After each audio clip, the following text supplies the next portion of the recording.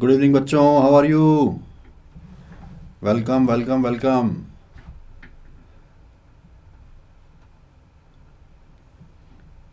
Good evening VP. Good evening AS, JT, RG, SI. Good evening to all of you. Very good evening to all of you.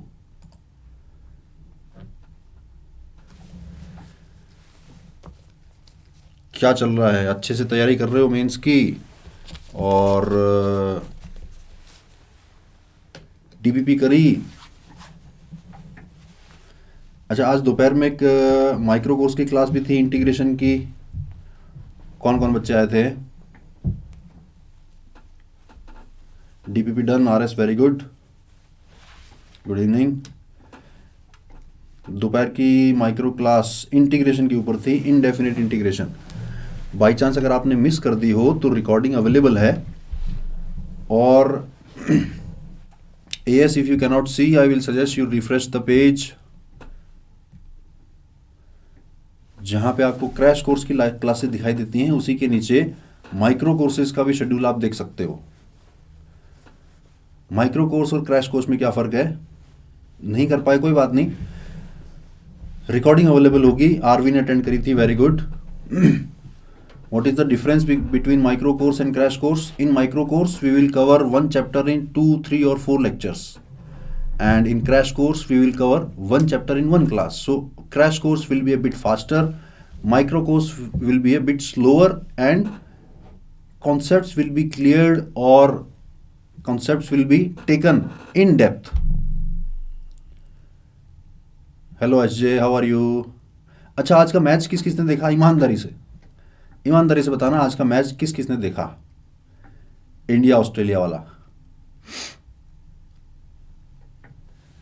How many of you people saw the today's match of India versus Australia? India won, या what one thing you learn from that match? आज के match से कोई एक बात जो आपको सीखने को मिली, कोई भी एक बात।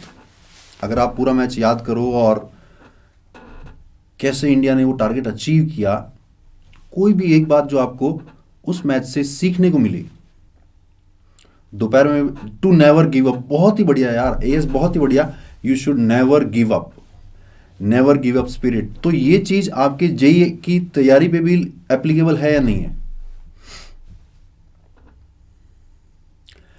There is no need to attend micro course, but it is suggested that you should attend micro courses as well. Okay? Yes, KA, hard work is also very important. Played very patiently. Yes, you should not get frustrated. You should not get agitated. Do not lose confidence. बहुत ही बढ़िया बात. Do not lose confidence. Usually जो previous performance होती थी Indian team की, इस तरह की सिचुएशन में अपन को देख के लगता था कि यार इनके चेहरे बुझे हुए हैं, इनमें कॉन्फिडेंस नहीं है, इन्हें लग ही नहीं रहा कि हम जीत पाएंगे। आज एक एक इंडियन प्लेयर के चेहरे पे कॉन्फिडेंस था कि हाँ, it is doable, it is possible, we can win this match. Same thing applies to your JEE preparation also, हाँ या ना? सेम, मतलब सेम फंडा तुम्हारी जेई प्रिपरेशन के जैसा है या नहीं है? अगर आपको अंदर से घबराहट होने लग गई है, if you are losing confidence, then the result will get affected. Yes और नो? यस। सो एक टेक्निक बता रहा हूँ, बहुत छोटी सी टेक्निक बता रहा हूँ मैं। जब भी आपको लगे कि यार मुझे घबराहट सी हो रही है, कॉन्फिडेंस लूज हो रहा है, close your eyes and say to yourself, my preparation is very good, I am confident, I am going to crack JEE. Say to yourself, the brain will receive the confident signals from you and the brain will automatically start behaving in a confident manner. It is very very useful technique and very small technique. The class is about to start. Yes, the time is already up. We should start the class. Good evening all of you. Good evening very much. Welcome to Amazon Academy.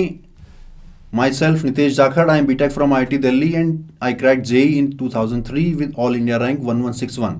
आपकी जानकारी के लिए बता दूं कि I was from a Hindi background, Hindi medium background, and I belong to a small town that time.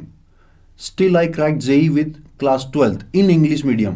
तो मैं आपको ये बताना चाह रहा हूं कि आपका बैकग्राउंड, आपकी पिछली एजुकेशन, आपका medium does not matter at all. What matters कि आपने इस टाइम जो ये जेई का टाइम है या पिछले 2 साल में क्या मेहनत करी है, उसी से सारा रिजल्ट डिसाइड होगा। और आपके इस रिजल्ट से आपकी आगे की लाइफ डिसाइड होगी। आप आईआईटी में पहुंचते हो या नहीं पहुंचते हो, किस तरह के कॉलेज में पहुंचते हो, किस तरह की पढ़ाई करते हो, बहुत ज़्यादा मैटर करेगा। इसलिए जी जान झोंक दो और फुल तैयारी के साथ जेई का एग्जाम दो, सबका अच्छा होगा, बहुत बढ़िया होगा। इंग्लिश में बात करो सर, तुम खुद भी तो हिंदी बोल रहे हो यार। चलो let's go quickly go over through the best practices for live class. Join the class on time and watch the complete lecture.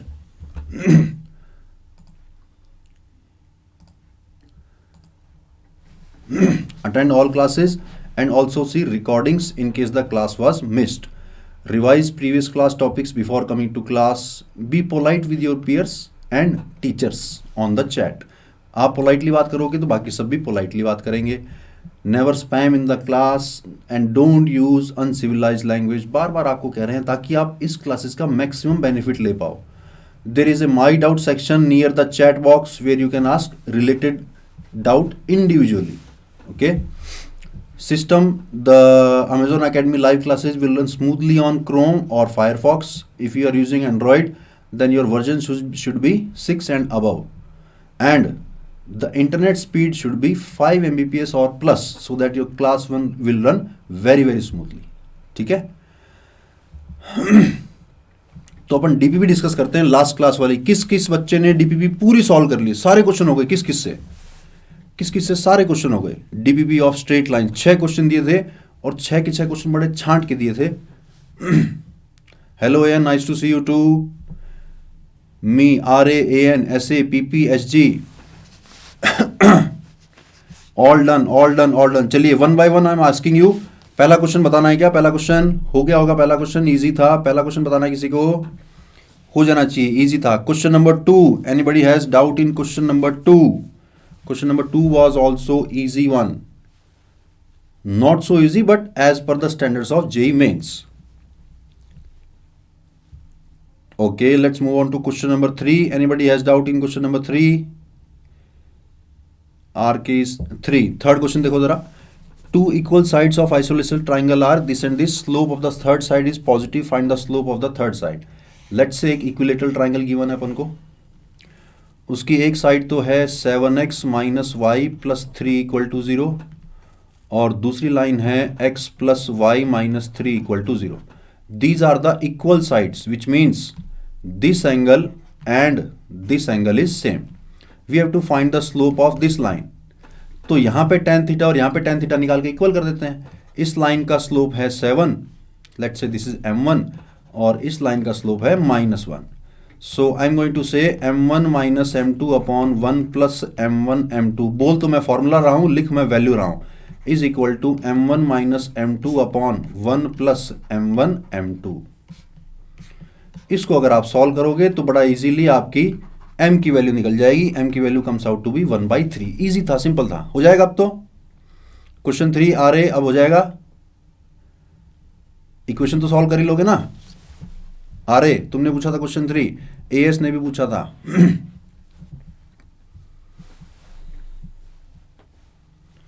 हो जाएगा। चलो question number 4, anybody? Question number 4 बताना है क्या? क्वेश्चन नंबर 4 पूछा RS ने, देखो भैया ध्यान से। Yes sir. A straight line passing through 5,6 makes angle alpha with the x-axis meeting those lines at A and B। अरे ये तो पैरामीट्रिक फॉर्म ऑफ लाइन पे है। एक लाइन है जो कि P पॉइंट विच इज 5,6 यहां से पास हो रही है, और दो लाइंस हैं, एक तो है x इक्वल टू 8 और दूसरी लाइन है y इक्वल टू 9। इनको मीट करती है A पे और B पे। इस लाइन का angle with the x axis given है कितना? अल्फा के बराबर। अल्फा है ना? हाँ, angle is given as alpha.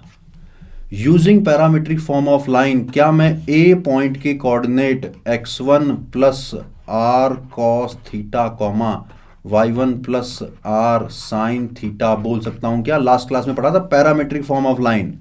ये एक्स एक्सिस के साथ अल्फा एंगल बनाती है, and suppose this distance is r1। Which distance? PA distance.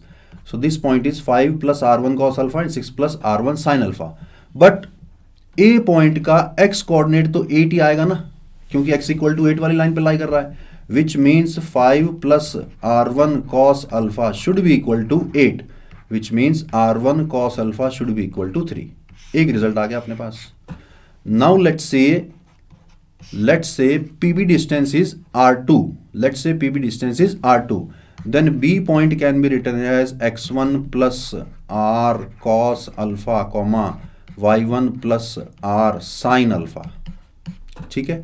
Now B point का y coordinate तो is definitely 9, which means 6. ये जो y coordinate है ये वाला, इसको मैं 9 के इक्वल कर दूं तो 6 plus r2 sin alpha, this should be equal to 9, this should be equal to 9, which means r2 sin alpha is equal to 3. R1 and R2 are the distances. Which distance? PA and PB. So 1 minus PA square plus 1 upon PB square. This is actually 1 by R1 square plus 1 by R2 square. यहाँ से अगर आप R1 की value निकालोगे, R1 कितना आया? 3 upon cos alpha. Put करोगे तो ये बनेगा cos square alpha upon 9 plus sin square alpha upon 9, which means the answer is 1 by 9. Similar question है क्वेश्चन नंबर 5. बिल्कुल सिमिलर क्वेश्चन है, इसी तरीके से करना है बिल्कुल. 99.99% क्वेश्चन ये वाला और फिफ्थ वाला क्वेश्चन सिमिलर है, इसलिए फिफ्थ क्वेश्चन मैं नहीं बता रहा हूं, उसको आप खुद से दोबारा ट्राई करके देखना. करोगे ट्राई? ये था पैरामीट्रिक फॉर्म ऑफ लाइन. जब भी देखो डिस्टेंस की बात हो रही है, PA is a distance, PB is a distance. So the distance, whenever there is a distance in the question of straight line, always use the parametric form of line. Okay, so question number 5 I am not telling you, you have to do it. It is same as question number 4. Question number 6, anybody doubt? Okay, question number 6, let's see question number 6. X intercept of line that belongs to both families. There are two family of lines. He is asking what is the equation of this line which is belonging to both the families. तो ये वाली जो family है जो L1 plus lambda L2 equal to 0 की form में दे रखी है, इसका इंटरसेक्शन पॉइंट निकाल सकते हो क्या? निकाल सकते हो ना? कैसे? ये है y minus 3x plus 2 equal to 0 और y इक्वल टू x को सॉल्व करोगे अगर तो you will get a point. This is point a. Similarly ये जो दूसरी वाली फैमिली है, this is x plus y minus 3 equal to 0 and 2y minus x plus 1 equal to 0. इन दोनों को सॉल्व करोगे you will get the point B. Suppose this is the point B. Now you have the point A, you have the point B. Can you find the equation of this line? Very easily, 2 point form. Locus नहीं निकालना है. सी question में कहा है कि एक family of line ये है, दूसरी फैमिली ऑफ लाइन ये है. ऐसी लाइन की इक्वेशन निकालनी है जो दोनों फैमिलीज को बिलोंग कर रही हो, यानी कि वो दोनों के इंटरसेक्शन पॉइंट से पास होनी चाहिए. तो पहली फैमिली का इंटरसेक्शन पॉइंट निकाल लो और दूसरी फैमिली का इंटरसेक्शन पॉइंट निकाल लो. ए और बी पॉइंट आ गए, ए और बी पॉइंट से पास होने वाली लाइन की इक्वेशन निकाल लो. Clear? UT saying yes sir, very good, very good. Video is not clear, then you should hold your phone और your laptop for 2 to 3 seconds. Video will clarify itself, don't worry. चलिए, DPP में अच्छा discussion किया आप लोगों ने. कुछ doubt जैसे कि क्वेश्चन नंबर 3 इजी था पर नहीं हुआ, अब मैंने बता दिया है. अब इस तरह के क्वेश्चंस में दोबारा आपको दिक्कत नहीं आनी चाहिए. वो तभी नहीं आएगी जब आप ये जो क्वेश्चन आपने पूछे हैं इनको दोबारा खुद से करके देखोगे. जब तक इन क्वेश्चंस को दोबारा नहीं करके देखोगे तब तक इन्हीं तरह के क्वेश्चंस में आपको बार बार दिक्कत आती रहेगी, बार बार दिक्कत आएगी. Clear? Okay, today we will start with the circle chapter. देखो बहुत सारे टॉपिक्स कवर करने हैं हमें. सर्कल में बहुत सारी थ्योरी है, इसलिए we have to move little bit faster. इसलिए आप अपना पूरा ध्यान स्क्रीन के ऊपर रखिएगा. चैट को कम से कम देखना, स्क्रीन के ऊपर पूरा ध्यान रखना. मैं जो जो काम की बातें बताऊं उनको नोट करते जाना, समझते जाना. ठीक है? Equation of circle in different format. Standard equation x square plus Y square equal to a square. It is the easiest one. Center and radius form, which means center is x1 y1 and radius is equal to a, then the equation of circle is very easy. General equation, it is the most commonly used equation of the circle, x square plus y square plus 2gx plus 2fy plus c equal to 0. For finding the circle, center of the circle, the center will be minus g comma minus f and the radius will be under root g square plus f square minus c. But For using these two results, you must make sure that the coefficient of x square and coefficient of y square should be unity, यानी 1 बनाना है पहले. Diameter form ये भी बड़ी easy है और बड़ी useful है. सपोज डायमीटर के एंड पॉइंट्स दे रखे हों x1 y1 and x2 y2, तो इस सर्कल की इक्वेशन क्या आ जाएगी? x minus x one into x minus x two plus y minus y one into y minus y two is equal to 0. Next one is parametric form. This parametric form looks very similar to the parametric form of straight line, but in the straight line r is the parameter. Here r is the radius of the circle and actually theta is the parameter. Remember this, theta is the parameter. Suppose ये circle है हमारा, this is the center x1 y1. If this angle is theta, then this point P. So this point P will have coordinates. What coordinates? x1 plus r cos theta, y1 plus r sin theta. ठीक है. Question number 1 आप लोगों के सामने. मैं चाहूंगा 2 minute के अंदर अंदर इसका आंसर निकाल दो. Question is very easy. The equation of a circle with origin as the center. जैसे ही सेंटर ओरिजिन पे होता है तो बड़ा आसान हो जाता है. अगर आप लोग इररिलेवेंट चैट करेंगे तो मैं चैट को ऑफ करने जा रहा हूं. क्वेश्चन को सॉल्व करके क्वेश्चन का आंसर निकाल के बताइए with in 2 minutes. Let's see. जल्दी भी निकालना है और करेक्ट भी निकालना है. धीरे देखो, मैंने आपको फिर से कहा क्रैश कोर्स में थोड़ा तो हमें स्पीड रखनी पड़ेगी, क्योंकि सर्कल चैप्टर में ही बहुत सारी चीजें हैं पढ़ने की, बहुत सारी सब टॉपिक्स हैं, उन सबको कवर करना है हमें, तो थोड़ा तो फास्ट चलना पड़ेगा हमें. लेकिन हाँ, तुम्हारे पास सुविधा कितनी बड़ी है. You can always see the recording, you can see the class notes, any time you can revise all this thing. ये मैं गारंटी देता हूं आपको, जितना मैं आपको इस आज के लेक्चर में पढ़ाने वाला हूं सर्कल में, जेईई मेंस में सर्कल के चैप्टर में इससे बाहर नहीं आएगा. इसलिए आप पूरी क्लास को ध्यान से अटेंड कर लो. Let's see question number 1. Question number 1 2 minute का टाइम दे रहा हूं, फिर मैं चैट को स्टार्ट करूंगा. लेट्स सी किस किस का क्या क्या आंसर आता है. बहुत ही आसान है, बहुत ही आसान. देखें जरा आंसर निकला क्या किसी का. Chat is on now.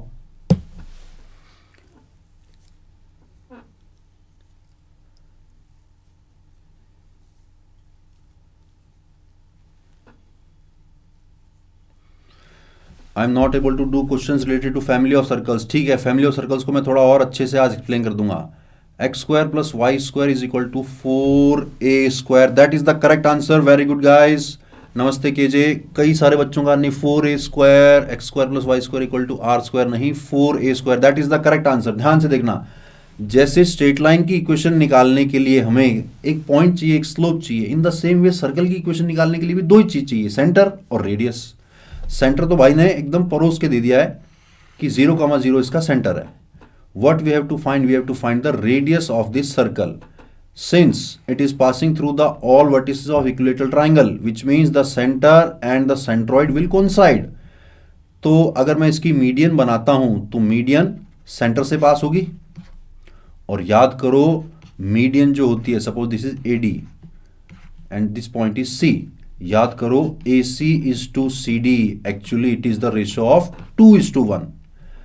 And AD is given as 3a, which means AC will be equal to 2/3 of AD, which means 2/3 of 3a, which means AD will be equal to 2a.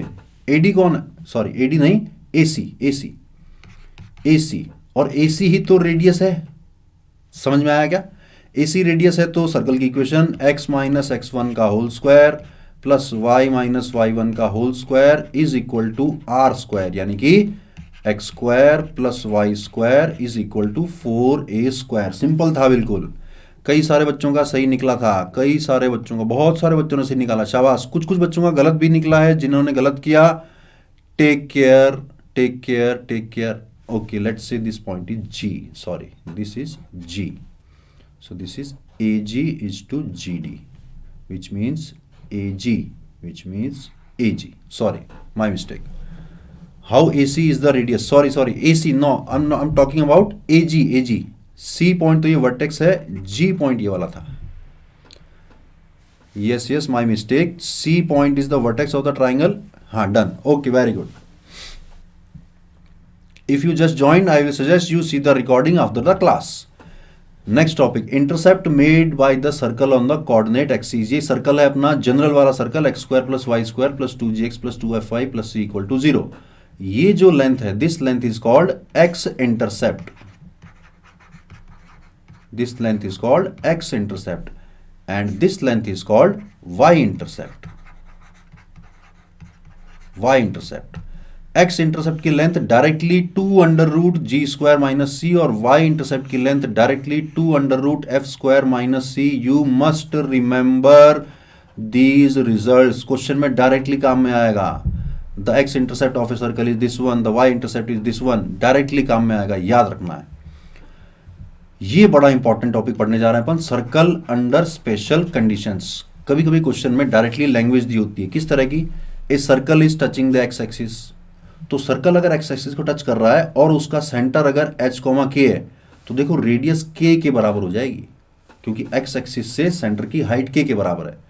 तो center is h, k which means x minus h का whole square plus y minus k का whole square is equal to this one is actually r square, but the radius is equal to k। What is g and f मेरे बेटे, this is g and this is f। Let's move on. तो circle touching x axis अगर हो तो आपके पास एक information आ जाती है कि जो भी सेंटर का वाई कोऑर्डिनेट है, रेडियस उसके बराबर हो जाएगी। ध्यान से समझना इस वाले टॉपिक को, circle under special conditions. Circle touching the y axis को अगर टच कर रहा है तो देखो सेंटर का जो एक्स कोऑर्डिनेट है विच इज h, उसी के बराबर रेडियस हो जाएगी। तो सर्कल की इक्वेशन क्या आ जाएगी, x माइनस h का whole square plus y minus k का whole square, this time this is equal to h square, क्योंकि रेडियस अब की बार h के बराबर आएगी। Clear? This one is very very important, circle touching both the axes. If the circle is touching both the axes, then this distance is also h, this distance is also h. It means the center will have x and y coordinates same. x और y coordinate दोनों same आएंगे centre के। तो x minus H का whole square plus y minus H का whole square is equal to h square. ध्यान से समझो हो क्या रहा है, हो ये रहा है कि अब एक ही वेरिएबल बचा है, ओनली वन वेरिएबल, कौन सा, h। सिर्फ वो पता चल जाए तो सेंटर भी पता चल जाएगा और रेडियस भी पता चल जाएगी। ठीक है?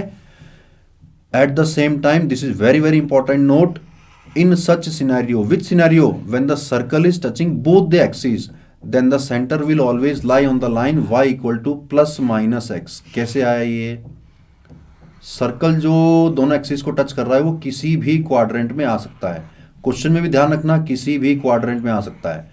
अब सर्कल के जो सेंटर के कोऑर्डिनेट हैं वो y और x दोनों सेम है, यानी कि ये जो लाइन होगी ये y इक्वल टू एक्स वाली लाइन होगी, या इधर से अगर देखोगे तो ये y equal to minus x वाली लाइन होगी। ये बड़ी काम की चीज है, ध्यान में रखना इसको, कि अगर सर्कल दोनों एक्सिस को टच कर रहा है तो उसका center will always lie on the line y equal to एक्स और y equal to minus x.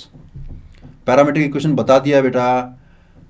Next thing, the circle is passing through the origin and with center h, k. If the circle is passing through the origin, उसमें constant term नहीं आएगी, सारी x, y की terms आएंगी। और ये अगर h, k है तो देखो रेडियस 0,0 से इसका डिस्टेंस निकाल लो, then the radius will be equal to under root h square plus k square. The equation will become x minus h का whole square plus y minus k का whole square is equal to r square. r square की value यहां से निकल जाएगी। So this is equal to h square plus k square. Which part repeat beta, mk, which part do you want to repeat me? कौन सा वाला part repeat करना है mk?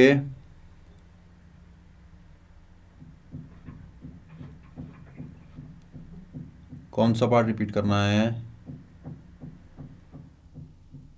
No answer. Okay, let's move on to question number 2. Find the equation of circle touching both the axes with center lying on this line. कुछ भी नहीं given है, सिर्फ एक कंडीशन गिवन है कि सर्कल का सेंटर लाई कर रहा है on the line x minus 2y is equal to 3, then you have to find the equation of such circle. Let's see.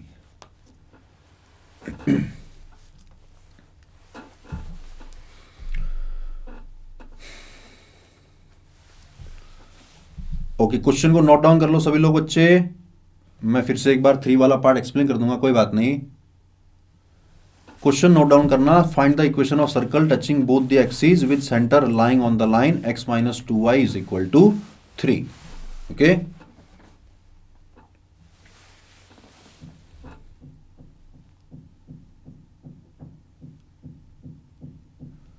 Question is wrong sir, we will see, देखते हैं, try करो, जो answer निकले बताओ मुझे।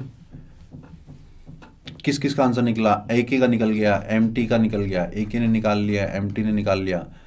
आंसर निकाला है x plus 3 का whole square plus y plus 3 का whole square is equal to 9। मैं अभी मेंशन नहीं करूंगा सही है या गलत है।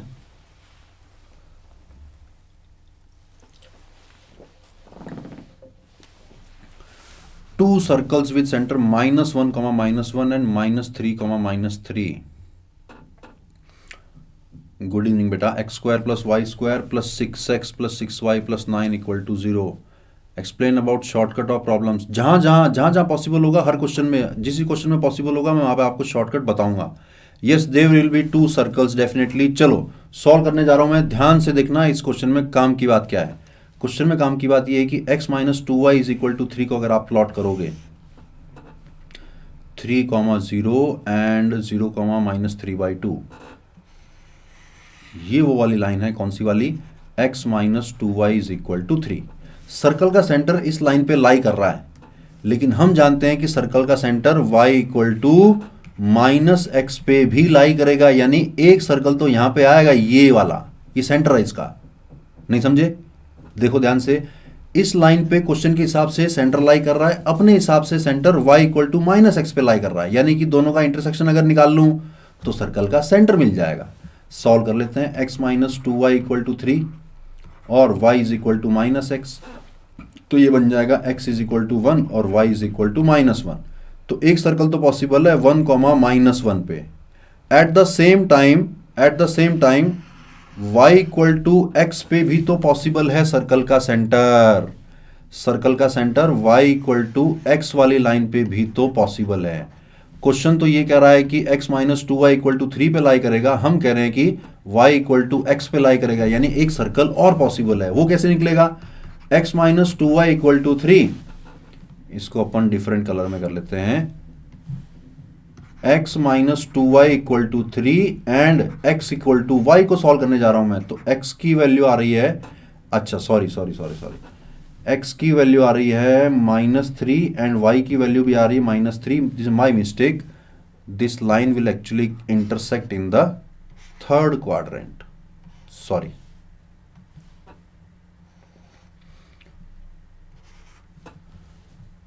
y इक्वल टू x वाली लाइन जो होगी वो इसको थर्ड क्वाड्रेंट में, और ये वाला पॉइंट निकल के आएगा -3, -3।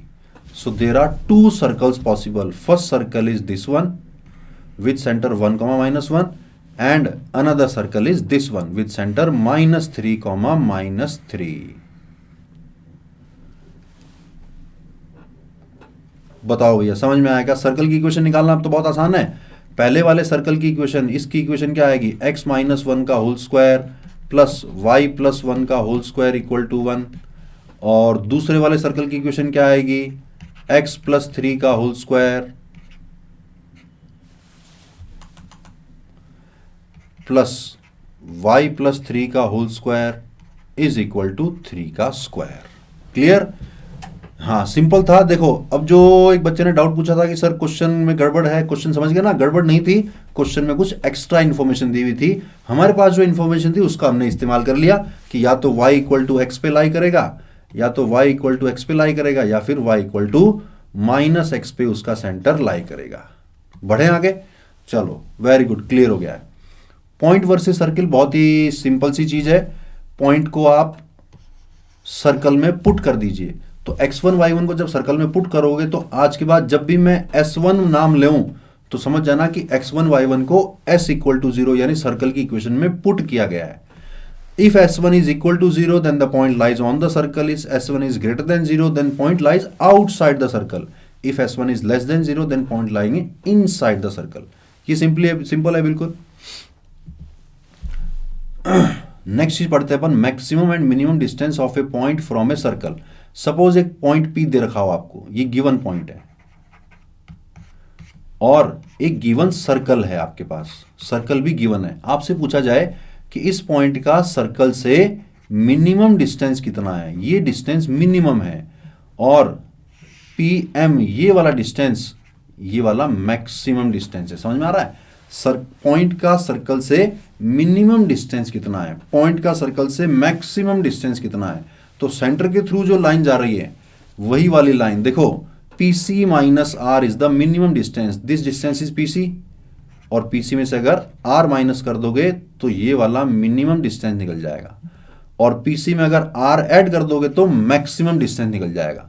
लेकिन काम की बात क्या है? काम की बात ये है कि कल को अगर आपको पूछ ले कि find the point which are nearest and which are farthest, suppose ये small M point and capital M point आपको निकालने को बोल दे कि find the point on the circle which is nearest to point P और which is farthest from the point P, then you should use section formula. लगा लोगे ना? देखो पता है अपन को, ये डिस्टेंस PC डिस्टेंस पता है, ये वाला डिस्टेंस पता है, तो M, कैपिटल M और स्मॉल m की वैल्यूज यानी उसके कोऑर्डिनेट्स निकल जाएंगे using section formula. Line versus circle, definitely अगर एक लाइन गिवन है, गिवन लाइन है और एक गिवन सर्कल है, और हमें पता करना हो कि लाइन सर्कल को इंटरसेक्ट कर रही है या टेंजेंट है या एक्सटर्नल है, तो हमें क्या करना है? सेंटर से लाइन का परपेंडिकुलर डिस्टेंस फाइंड करना है। If this perpendicular distance is less than the radius then the line will be a secant, यानी इंटरसेक्ट करेगी दो पॉइंटों पे। If this perpendicular distance is equal to radius then the line is a tangent, and if d is greater than r then line is outside the circle. Yes, these notes will be given। अगर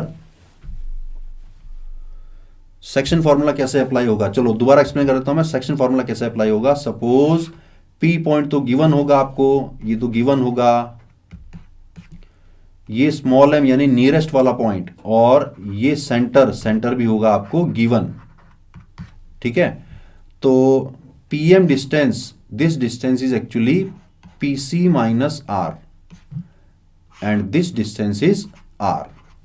तो M के coordinate you can find using section formula। अब समझ गए क्या? हाँ, एक बार external division लगाना पड़ेगा, एक बार इंटरनल डिवीजन लगाना पड़ेगा। रेशियो बता दिया ना, रेशियो आएगा PC minus R upon R, this will be the ratio. अब क्लियर? मॉड की जरूरत नहीं, मॉड तो मैंने इसलिए लगा दिया कि कल को P पॉइंट उस तरफ होता, इसलिए लगा दिया मैंने। सॉरी, P पॉइंट अगर सर्कल के अंदर होता, if P point lies inside, इसीलिए मॉड लगाया मैंने कि P पॉइंट सर्कल के अंदर भी आ सकता है। P पॉइंट अगर सर्कल के अंदर होगा, यहां पे अगर P पॉइंट होगा तो नियरेस्ट पॉइंट ये होगा और फारदेस्ट पॉइंट ये होगा। क्लियर? बहुत बढ़िया।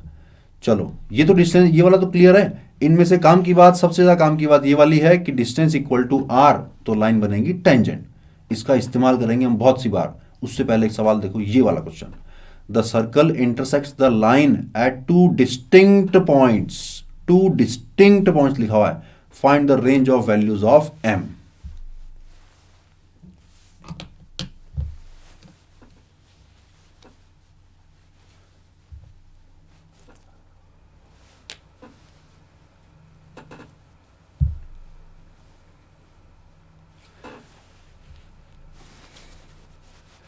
Please show the line versus circle slide once. ये देख लो भैया फटाफट से, फिर क्वेश्चन भी सॉल्व करना है बच्चों को। No this questions are not enough for JEE Mains. Class में तुम हार्डली 5, 7, 10 क्वेश्चन कर पाएंगे ना यार।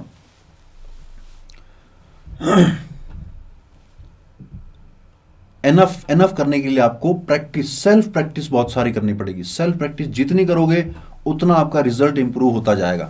देखो मैं फिर से कह रहा हूं, if you will ask irrelevant question in the chat I will close the chat, but अगर आप क्वेश्चन का जवाब दोगे तो क्लास थोड़ी जल्दी खत्म हो जाएगी। लास्ट में अपने पास टाइम बचेगा, उस लास्ट के 5 मिनट में मैं सारी चीजें बता दूंगा कि नोट्स कहां पे मिलेंगे, डीपीपी कहां पे मिलेगी, डीपीपी के सॉल्यूशन कहां पे मिलेंगे, लास्ट क्लास की रिकॉर्डिंग कहां पे मिलेगी, सब कुछ बता दूंगा। तुम चैट में रिलेवेंट बातें करो, उससे आपका भी फायदा है, मेरा भी फायदा है। समझ में आ रही बात? Very good. सब कुछ बता दूंगा, तुम्हारे सारे डाउट क्लियर कर दूंगा। लेकिन हाँ, जब अपन पढ़ाई कर रहे हैं ना, उस टाइम आप अपना फोकस पढ़ाई के ऊपर रखो। लास्ट के 5 मिनट में अपनी सारी जो दूसरी बातें हैं, रिकॉर्डिंग कहाँ पे है, डीपीपी कहाँ पे, सब बता दूंगा मैं, ठीक?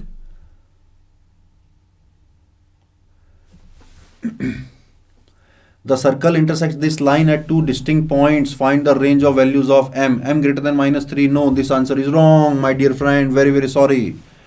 m greater than -3 ठीक आंसर नहीं है। हाँ, length of perpendicular less than radius करनी है, सिंपल करना है और कुछ नहीं है। एक सर्कल गिवन है, एक लाइन गिवन है, 3x - 4y - m = 0। सर्कल की इक्वेशन को मैं लिख लेता हूँ जानी पहचानी फॉर्मेट में, x² + y² -4x - 8y - 5 = 0।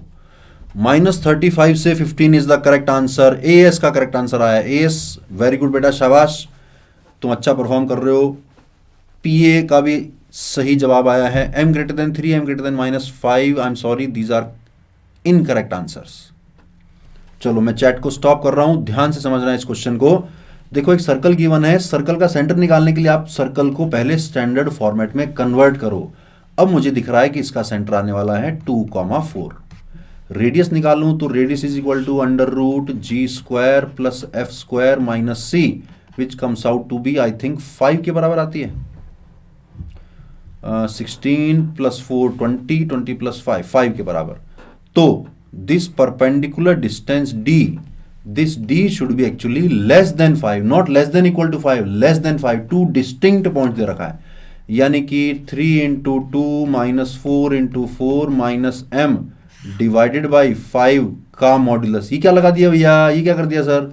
ये परपेंडिकुलर डिस्टेंस निकाला है 2,4 का इस गिवन लाइन से। This should be less then 5, तो ये बन गया 6 - 8, यानी कि m + 2 डिवाइडेड बाई 5 का modulus should be less then 5, which means m + 2 should be less then 25। Modulus नहीं, कुछ गड़बड़ है, sorry, calculation mistake, my mistake. This will come out to be 6 - 16 - m divided by 5, modulus should be less than 5, which means देखो ये बन गया -10 - m, यानी कि m + 10 का modulus. This should be less then 25, यानी कि m + 10 should lie between 25 and -25, which means m should lie between 15 and -35। This is our final answer. किस किस का सही निकला था भैया? 2-3 बच्चों का सही देख पा रहा हूं मैं। SA का गड़बड़ है। VP is the question now clear? Yes, the center is -g, -f, but you have to read the question carefully. There is a equal to sign, so I have converted the equation in standard format. Now if you see -g, -f, you will clearly see that the center is 2,4. Got it? How -25? Which part -25? This is modulus inequality. Modulus inequality, ये तो आपको आना चाहिए, JEE mains देने जा रहे हो यार, मॉडुलस इनइक्वालिटी आना चाहिए। कोई बात नहीं, कोई बात नहीं, चलिए आगे बढ़ते हैं। Tangent to the circle x² + y² = a²। दो तरह के सर्कल पढ़ते हैं अपन, एक छोटा वाला यानी x² + y² = a², और एक बड़ी वाली इक्वेशन। तो x² + y² के किसी पॉइंट x1 y1 पे टेंजेंट की इक्वेशन x(x1 + y(y1) = a²। बहुत ही यूजफुल और बहुत ही easy. The tangent at the point a cos t, a sin t, ये क्या है? ये पैरामीट्रिक पॉइंट है on the small circle. Small circle का मतलब x² + y² = a² वाला सर्कल। इस पॉइंट पे अगर टेंजेंट निकालनी है तो वो क्या आएगी? x cos t + y sin t = a, which is the parametric form of the tangent. सारी जो काम की बातें वो सारी कवर कर रहा हूं मैं, आप ध्यान से देखते जाओ, सुनते जाओ, समझते जाओ। The point of intersection of tangents at the point P α and Q β, क्या मतलब है इसका? Suppose this point is a cos α, a sin α, and this point is a cos β, a sin β, तो इन दोनों पॉइंटों पे अगर टेंजेंट खींची जाए तो ये जो इंटरसेक्शन पॉइंट आया है, इस इंटरसेक्शन पॉइंट के कोऑर्डिनेट्स ये वाले आएंगे। अगर इनको याद रखोगे तो फायदा जरूर होगा, याद नहीं रखोगे तो काम चल सकता है, इसलिए मैं इतना फोर्स नहीं कर रहा हूं, लेकिन हाँ अगर याद रखोगे तो फायदा जरूर होगा। क्लियर? आगे बढ़ते हैं। If the line y equal to mx plus c is a straight line touching this circle, which circle? x square plus Y square equal to a square, then c is equal to plus minus a under root 1 plus m square. याद है क्या ये वाली condition of tangency? किसकी condition of tangency? y equal to mx plus c वाली line और ये छोटा वाला सर्कल एक दूसरे को टच करें तो कंडीशन ऑफ टेंजेंसी क्या है? c is equal to plus minus a under root 1 plus m square. इसी का इस्तेमाल करके अपन ने कहा कि भैया m स्लोप की लाइन अगर निकालनी हो, टेंजेंट लाइन m स्लोप की, तो y equal to mx plus c होता ना, इस y equal to mx plus c में c की ये वाली वैल्यू पुट कर दी अपन ने, ये वाली, तो टेंजेंट निकल के आ गई y equal to mx plus minus a under root 1 plus m square. अब ये प्लस माइनस क्या इंडिकेट कर रहा है?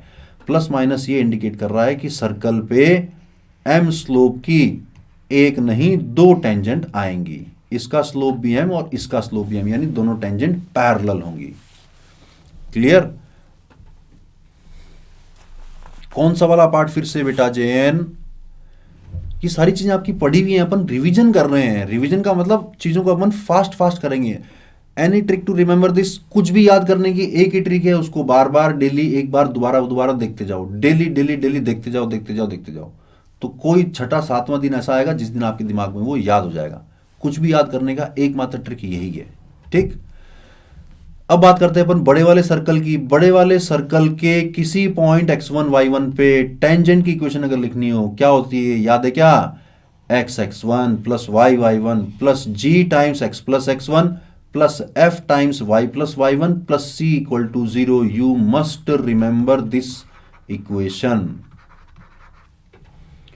इसको याद करने की ट्रिक छोटी सी है कि जहां जहां एक्स स्क्वायर आ रहा हो वहां वहां x x1 पुट कर दो, जहां जहां y स्क्वायर आ रहा हो वहां वहां y y1 पुट कर दो, जहां पे x आ रहा हो वहां पे x plus x1 by 2 put कर दो, जहां पे y आ रहा हो वहां पे y plus y1 by 2 put कर दो, और जहां पे कांस्टेंट हमारी उसको एज इट इज छोड़ दो, तो निकल जाएगी equation of circle at the point x1 y1।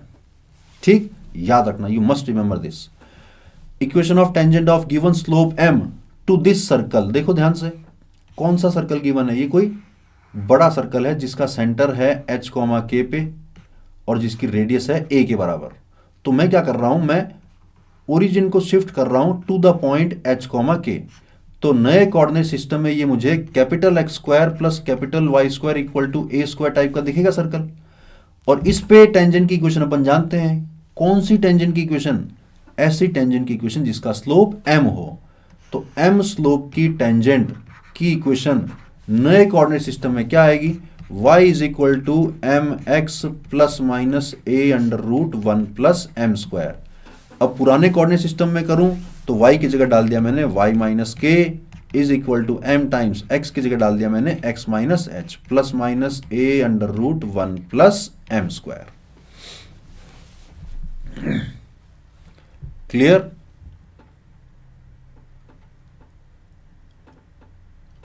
No, there are no formulas in the app. You have to see these class notes. ये class notes कहाँ पे मिलेंगे मैं बता दूंगा आपको क्लास के बाद। Deleted portion included in J exam. I'm not understanding. Deleted portion included मतलब समझा नहीं मैं बेटा। I have to move on. Really, we are doing a crash course. Please repeat which part? AR, which part? Which part you want me to repeat? See. If you miss this which means तुम्हारा ध्यान chat के ऊपर था, तुम लोगों की chat पढ़ रहे थे इसलिए तुमने मिस कर दिया। स्टिल मैं ये कहूंगा कि ये वाला पार्ट जो मैंने एक्सप्लेन किया है इतना इंपॉर्टेंट नहीं है। इंपॉर्टेंट क्या है? इंपॉर्टेंट ये कि टेंजेंट लाइन की इक्वेशन को याद रख लेना, तुम्हारा काम चल जाएगा। You must remember this line. एक और काम की बात बता दूं कि ये टेंजेंट लाइन की इक्वेशन बहुत ही रेयरली काम में आएगी, लेकिन जब काम में आएगी तो याद हुए बिना काम चलेगा नहीं। इसलिए टेंजेंट लाइन की इक्वेशन याद कर लेना। कौन सी टेंजेंट लाइन? ऐसी टेंजेंट जिसका स्लोप m हो। ठीक, आगे बढ़ते हैं। दो काम की बातें। For point form of tangent use the format t equal to 0। आज के बाद जब भी मैं t इक्वल टू 0 बोलूं तो उसका मतलब ये निकालना है, ये निकालना है, ये वाला। इस पूरी प्रोसेस को मैं बोलूंगा आज के बाद t इक्वल टू जीरो लगा दो। t इक्वल टू जीरो लगा दो, यानी जहां पे एक्स स्क्वायर आ रहा है वहां एक्स एक्स वन लिख दो, जहां वाई स्क्वायर आ रहा है वहां वाई वाई वन लिख दो, जहां एक्स आ रहा है वहां ये, जहां वाई आ रहा है ये, जहां सी आ रहा है ये।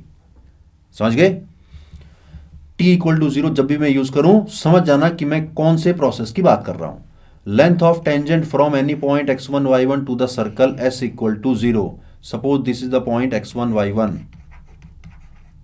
सो this length of tangent will be under root s1। s1 का मतलब क्या निकालना मैं बता चुका हूं स्टार्टिंग में कि सर्कल की इक्वेशन में x1 y1 पॉइंट को पुट करना है, जो भी वैल्यू आएगी उसका अंडर रूट ले तो निकल जाएगी length of tangent from an external point.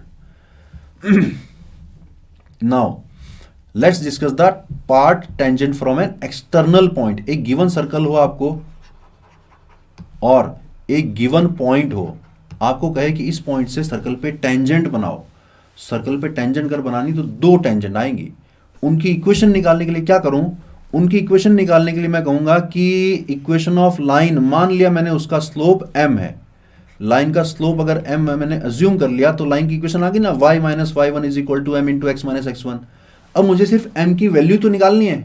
m की वैल्यू कैसे निकालूंगा? मैं सर्कल के सेंटर से उस लाइन का परपेंडिकुलर डिस्टेंस को रेडियस के बराबर कर दूंगा, यानी मैं कंडीशन ऑफ टेंजेंसी यूज करूंगा। और आपको याद होगा कि जब डिस्टेंस निकालते हैं तो मॉडुलस लगता है। मॉडुलस लगने का मतलब प्लस माइनस लगता है, यानी कि दो वैल्यूज आएंगी m की, यानी कि एक m1 होगा और एक m2 होगा। बाहर के पॉइंट से दो टेंजेंट आएंगी, कैसे निकालनी एक्सप्लेन किया। This part is really very very important part, tangent from external point. Sorry.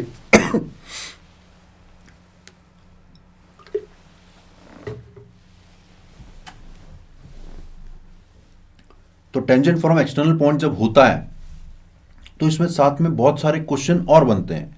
किस किस तरह के क्वेश्चन बनते हैं ध्यान से देखना। सपोज ये एक्सटर्नल पॉइंट P है, ये C है।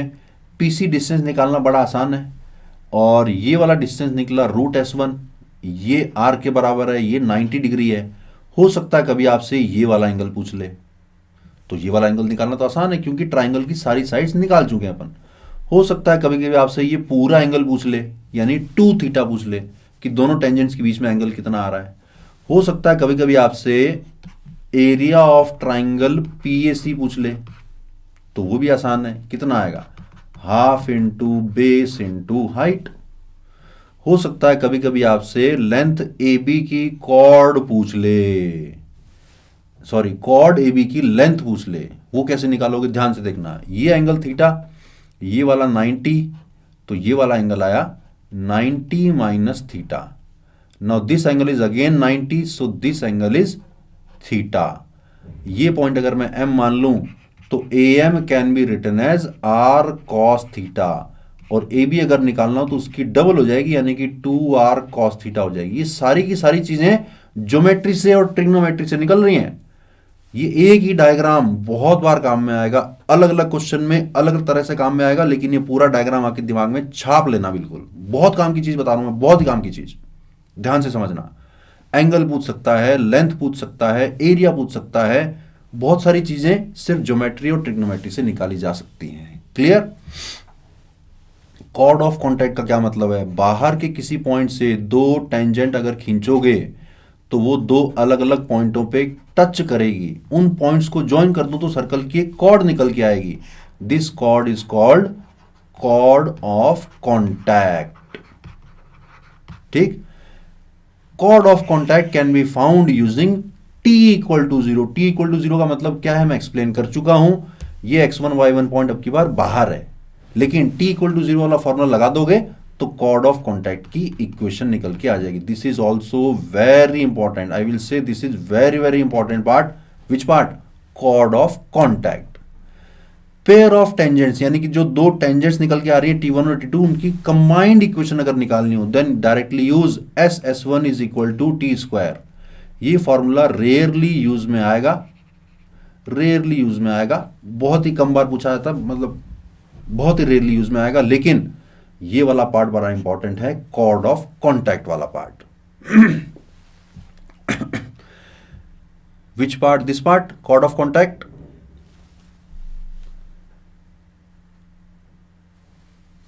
ऐसे this lecture will be in English. I am trying to explain in English as well as in Hindi.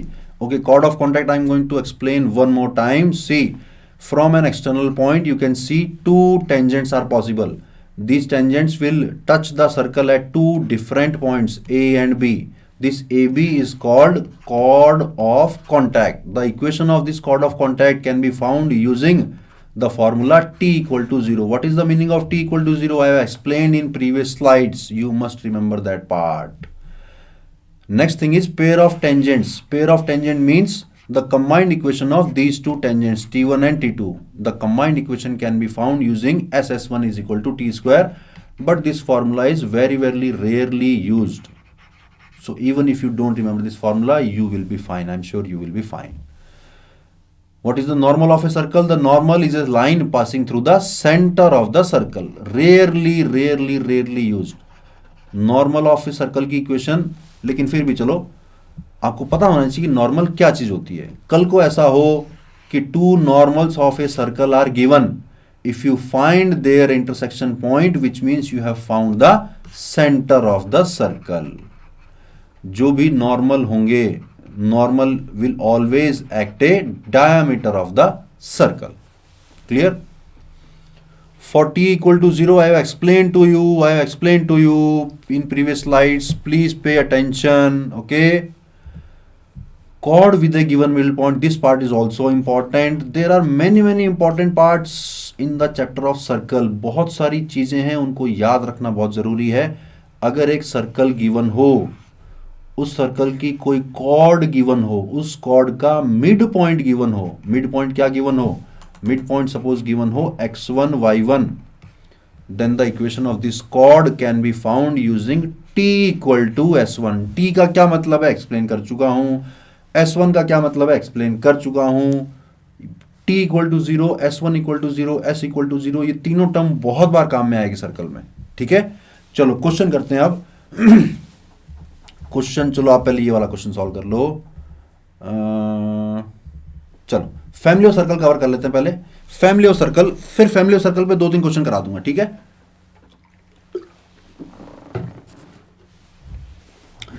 Family of circle की बात अगर अपन करें, cord with A given middle point clear होगा आपको. टी इक्वल टू s1 याद रखना है. Family of circle में 3-4 तरह की टाइप बताने जा रहा हूं.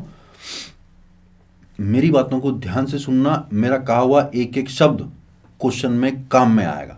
ठीक, देखना ध्यान से. The equation of the family of circles passing through the points of intersection of two circles s1 equal to 0 and s2 equal to 0 can be found as s1 plus lambda s2 equal to 0.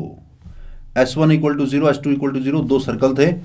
इनके intersection से पास होने वाला तीसरा circle can be found using s1 plus lambda s2 equal to 0, but you must remember lambda cannot be -1. lambda की value -1 नहीं हो सकती है. क्यों?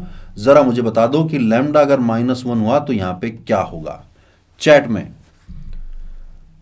पूछ रहा हूं मैं आपसे कि lambda अगर -1 हो गया तो s1 plus lambda s2 equal to 0 एक सर्कल क्यों नहीं बनेगा?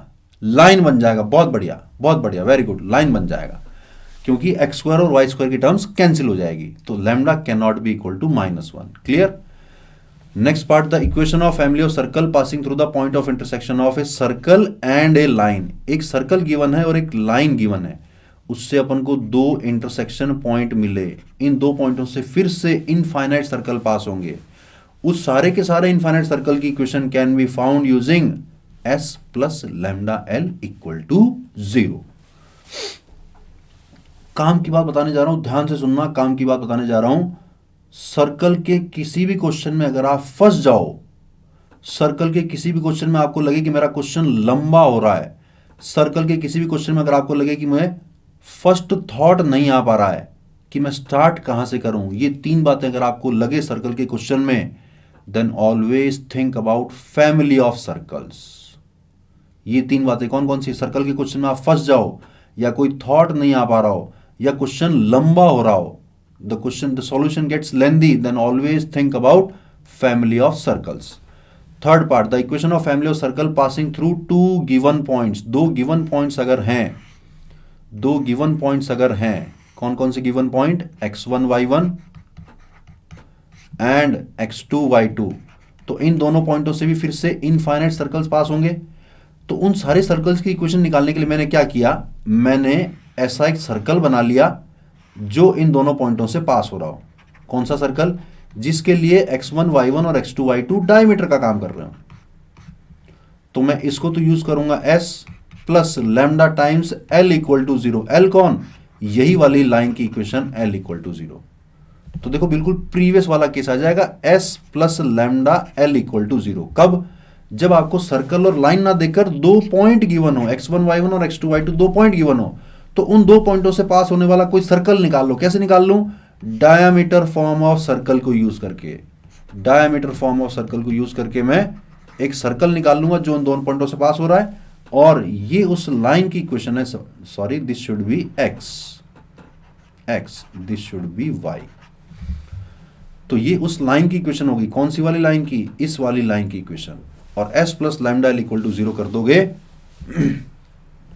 s plus lambda equal to zero कर दोगे तो फैमिली ऑफ सर्कल की इक्वेशन आ जाएगी। Fourth part, this is very important. Fourth part is although सारे के सारे पार्ट इंपॉर्टेंट है, लेकिन फोर्थ पार्ट क्वेश्चन में आपको डायरेक्टली दिखेगा। क्या, family of circles touching a fixed line at a fixed point. एक लाइन गिवन है, उस पर कोई पॉइंट है x1 y1, इस लाइन को इस पॉइंट पे टच करने वाले इनफाइनाइट सर्कल्स होंगे।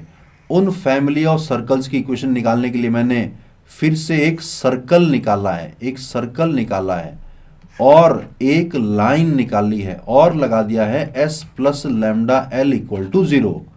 अब सर्कल कौन सा चाहिए, सर्कल ऐसा चाहिए जो उस लाइन को टच कर रहा हो। तो मैंने क्या किया, उस लाइन को इस पॉइंट पे टच करने वाला सर्कल मैंने बोल दिया x माइनस x1 का whole square plus y minus y1 का whole square equal to zero, यानी कि पॉइंट सर्कल बना दिया मैंने, पॉइंट सर्कल। बहुत बढ़िया। So this is a point circle. Why this is a point circle? I am taking point circle so that this circle touches this given line at the given point. So whenever I will use s plus lambda l equal to 0, this circle and this line will ensure that the family of circle is touching this particular line at this particular point x1 y1. फटाफट से try करते हैं question number 4। P and Q are points of intersection of these two circles. Then there is a circle passing through P, Q and 1,1 for how many value? वो point circle कैसे हुआ, उसकी radius मैंने 0 बना दी। दोबारा देखो, मुझे चाहिए था कि इस लाइन को इस पॉइंट पे टच करने वाला कोई एक सर्कल मिल जाए और एक लाइन मिल जाए ताकि मैं s plus lambda equal to 0 बना सकूं। तो मैंने एक सर्कल ऐसा बना दिया जिसकी रेडियस मैंने 0 ले ली। तो ये 0 रेडियस का सर्कल उस लाइन के ऊपर ही लाई कर रहा है, यानी उस लाइन को टच कर रहा है, पॉइंट है वो। तो ये पॉइंट सर्कल प्लस लाइन की इक्वेशन कंबाइन करूंगा तो सर्कल की फैमिली आएगी, और वो सर्कल की फैमिली इस पॉइंट पे टच कर रही होगी। ठीक,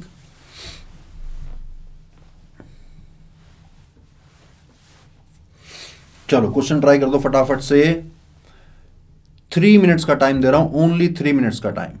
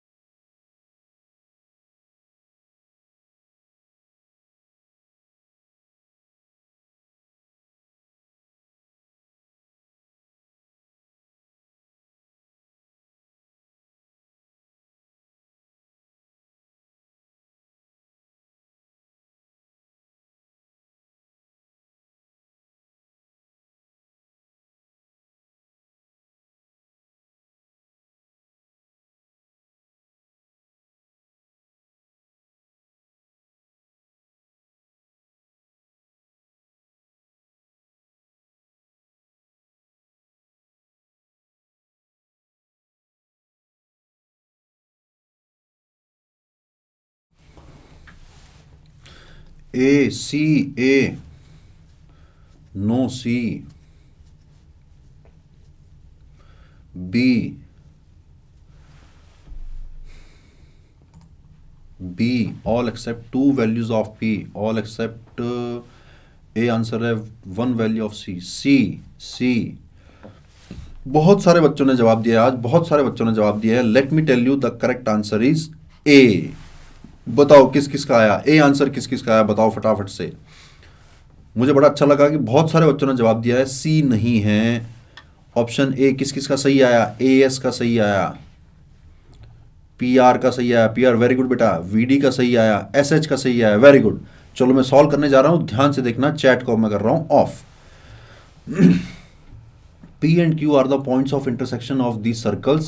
Then there is a circle passing through P, Q and 1, 1. देखो भैया, ये S1 plus lambda S2 equal to 0 अगर मैं कर दूं तो ये तो इंश्योर हो जाएगा कि P और Q से पास होंगे। लगा देते हैं, x square plus Y square plus 3x plus 7y plus 2p minus 5 plus lambda times x square plus Y square plus 2x plus 2y minus p square is equal to 0। अभी तक मैंने ये ensure किया है कि जो circle मैं बनाने जा रहा हूं वो P और Q से पास करेगा। जैसे ही मैंने फैमिली ऑफ सर्कल लगाया, ये एश्योरिटी आ गई कि P और Q से तो पास करेगा। अब ये पास करना चाहिए कहां से, 1, 1, this should pass 1, 1 also. Let's put the point 1, 1 in this equation of circle. This will become 1 plus 1 plus 3 plus 7 plus 2p minus 5 plus lambda times 1 plus 1 plus 2 plus 2 minus p square is equal to 0। अब solve करूंगा तो lambda की कुछ ना कुछ value, lambda की कुछ ना कुछ वैल्यू नहीं, लैम्डा की वैल्यू -1 नहीं हो सकती। Because if lambda is equal to -1, then the circle will not exist. It will become a straight line. Let's see what happens when lambda is equal to -1. Lambda को -1 put कर रहा हूं तो ये बन गया 10 तो 12, 12 minus 5 7, 2p plus 7 minus 4 5 6, 6 minus p square is equal to 0, comes out to be p square plus 2p plus 1 is equal to 0, which means p plus 1 का whole square is equal to 0, which means p is equal to -1। तो lambda अगर -1 होता तो p की value -1 आएगी, यानी p को अगर आपने -1 ले लिया तो लैम्डा की वैल्यू -1 आ जाएगी। लैम्डा अगर -1 हुआ तो सर्कल एग्जिस्ट नहीं करेगा, which means p cannot be equal to -1, which means only one value of p will not make this as a circle। तो सारी वैल्यूज ओके है लेकिन एक वैल्यू ओके नहीं है, कौन सी, p इक्वल टू -1 वाली। क्लियर हुआ क्या? ये क्वेश्चन बड़ा इंपॉर्टेंट था जो मैंने आपको स्टार्टिंग में फैमिली ऑफ सर्कल में एक्सप्लेन किया था कि लैम्डा की वैल्यू -1 नहीं हो सकती है। तो लैम्डा की वैल्यू अगर -1 होती तो p की वैल्यू भी -1 आती, यानी p को -1 नहीं कर सकते अपन। p अगर -1 हो गया तो लैम्डा की वैल्यू भी -1 आ जाएगी। क्लियर? क्लियर हुआ क्या ये वाला क्वेश्चन? बताना जरा फटाफट से, क्योंकि इंपॉर्टेंट क्वेश्चन था। आगे बढ़ूं? No no no no no no no no my dear friend, no p can be +√6 minus √6 because lambda will not become infinite if you put p equal to √6 और -√6, then इनमें से कोई एक circle 1, 1 से भी पास कर जाएगा। सुनना ध्यान से क्या कह रहा हूं मैं। जो आपने वैल्यू कही कि +-√3 नहीं हो सकता, वो अगर √3 और -√3 लोगे तो इन्हीं में से एक सर्कल ही ऐसा बन जाएगा जो 1, 1 से भी पास हो रहा होगा। अभी क्या कह रहा है ये? अभी कह रहा है कि दो सर्कल हैं जो P और Q से पास हो रहे हैं, इनकी फैमिली का एक सर्कल निकालना है। तो कल को अगर आप P को रूट से -√6 लोगे तो इन्हीं में से कोई एक सर्कल 1, 1 से भी पास हो जाएगा, यानी एग्जिस्ट करेगा। Clear? Which part I should explain again, VD, which part?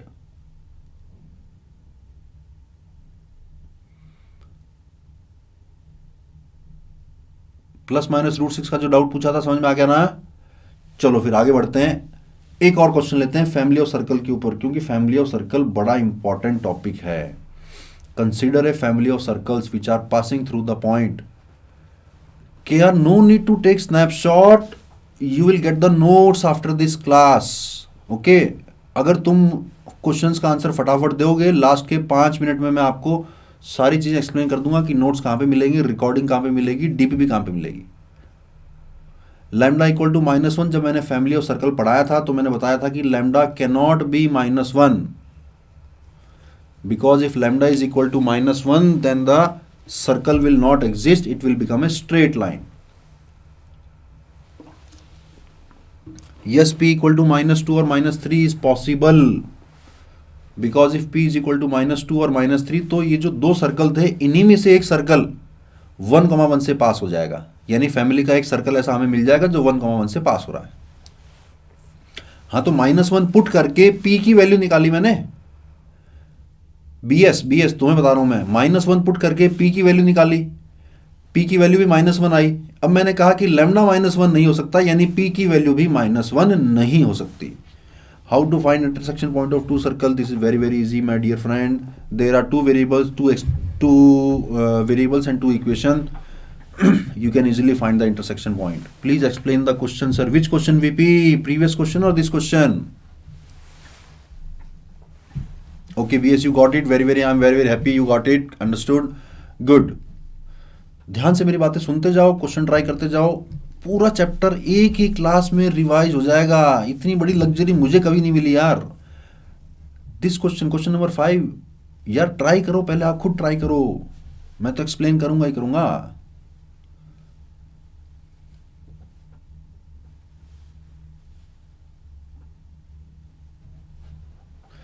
k greater than equal to 1/2.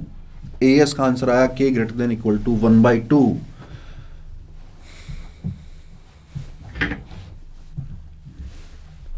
You are welcome BS. I am happy that I could solve your doubt. नहीं बन रहा, बनेगा बनेगा बनेगा बनेगा बनेगा बनेगा बनेगा बनेगा. जैसे ही तुम्हारे दिमाग में ख्याल आया कि नहीं बन रहा, उसके बाद तो कभी भी नहीं बनेगा. जब तुमने ये सिग्नल बाहर भेज दिया कि मुझसे नहीं हो रहा, उसके बाद तो आप कितना भी ट्राई कर लो नहीं होगा. लेकिन आप खुद को बोलते रहो, क्लास की स्टार्टिंग में बताया ना मैंने, खुद को बोलते रहो होगा होगा होगा होगा होगा होगा, तो हो जाएगा. r -3/2 incorrect answer. Very very sorry, correct answer एक बच्चा दे चुका है, समय की कमी है. Question solve. k greater than equal to 1 नहीं. थोड़ा टाइम और चाहिए या मैं सॉल्व कर दूं? थोड़ा टाइम और चाहिए या मैं सॉल्व कर दूं? Read the question carefully. Consider a family of circles which are passing through the point -1,1 and are tangent to the x-axis. Solve करूं क्या या टाइम और चाहिए? हाँ बिल्कुल, h का क्वाड्रेटिक आएगा. बिल्कुल बिल्कुल सही कह रहे हो, h का क्वाड्रेटिक आएगा. चलो मैं सॉल्व कर देता हूं, चैट को ऑफ कर रहा हूं. k greater than equal to half is the correct answer. Very good.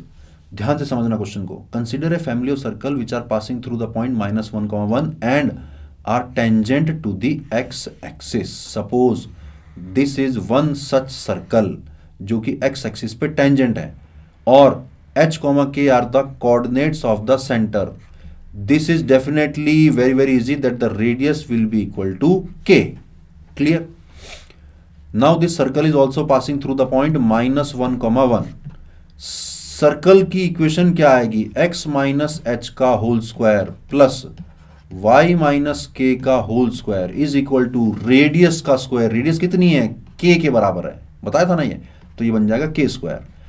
Now we are given that this circle is passing through the point -1,1. यहां कहीं पॉइंट -1,1, तो इसको पास करा देते हैं अपन. कहां से? -1,1 से. सो दिस बिकम्स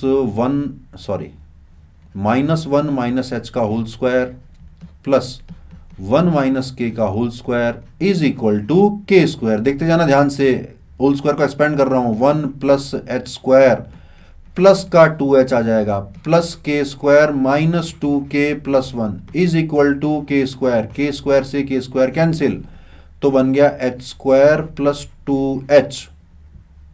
ये आ गया plus 2 minus 2k should be equal to 0. यहां तक तो गाड़ी पहुंच जाती है. उसके बाद समझ नहीं आता क्या करूं यार, क्या करूं क्या करूं क्या करूं। ध्यान से देखो, ये सर्कल एक रियल सर्कल है, ऐसी फैमिली एग्जिस्ट कर रही है, यानी जो एच है, एच भी तो एक रियल नंबर ही होगा ना, कोई इमेजिनरी नंबर थोड़ी होगा, सेंटर इमेजिनरी हो गया, ऐसा तो हो नहीं सकता। एच एक रियल नंबर है और हमें एच में एक क्वाड्रेटिक दिखाई दे रही है, तो एच की वैल्यू जो भी आनी चाहिए वो तो रियल आनी चाहिए, यानी इस क्वाड्रेटिक का D should be greater than equal to 0। D निकाल लो, यानी कि बी स्क्वायर माइनस 4ac को कर दो ग्रेटर देन इक्वल टू 0। क्या बन रहा है भैया, 4 minus 4 into 2 minus 2k greater than equal to 0, which means 2 minus 2k less than, sorry 4 से 4 कैंसिल हुआ तो ये बन गया 1 minus 2 plus 2k should be greater than equal to 0, which means 2k greater than equal to 1, which means k should be greater than equal to half. Our final answer is k should be greater than equal to half. Chat को on कर दिया मैंने, एक बार verbally दोबारा समझा रहा हूं। There is a family of circle touching the x axis, if it is touching the x axis it means the radius will be equal to k. We have to find the locus of h comma k. The equation of circle can be written as this, since it is passing through the point -1, I will put the point -1, in that equation. I will get a quadratic equation in h, since h is a real number, which means the d should be greater than equal to 0. If you apply the condition d greater than equal to 0, you will get the range of values of k. अभी तो बताया ना दोबारा, b square minus 4ac, अभी तो बताया ना। It is given that circle is tangent to x axis. Yes, it is given. And are tangent to x axis, यानी टच कर रहा है। क्लियर हो गया, बहुत बढ़िया, वेरी गुड। चलो अब बात करते हैं common tangent of two circles. ये भी बड़ा इंपॉर्टेंट टॉपिक है, जे एडवांस के लिए ज्यादा इंपॉर्टेंट है, लेकिन उससे पहले हमें समझना पड़ेगा कि दो सर्कल की कॉमन टेंजेंट्स कब कब कितनी कितनी आ सकती है। तो पहले ये समझना कि अगर दो सर्कल एक्सटर्नली टच कर रहे हैं, then C1 C2 should be equal to R1 plus R2। You must remember this condition, okay. And if two circles are touching each other, then there will be 3 common tangents. Number 1, number 2 and number 3. जल्दी से मुझे बताना, जो blue वाली tangents line है उनका नाम क्या है।